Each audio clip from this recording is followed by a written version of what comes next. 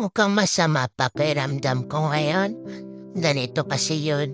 May napansin ako kanina. Ay, naku. Palagi ko kasing napapansin yung nakataling na aso patulad ko.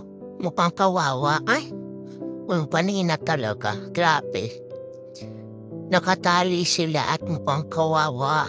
Yung iba, nasa kulungan sa harap ng bahay. Ang dumi ng hinihigaan nila at ang payat nila. Bakit ganun ang trato sa kanila? Ay, ang hirap kaya ng sitwasyon nila. Buong buhay nila nakakulong at minsan panis pa papakain. Tapos kapag mainit ang panahon o umuulan, wala silang magagawa kasi nakakulong lang sila. May sikmura at puso din sila.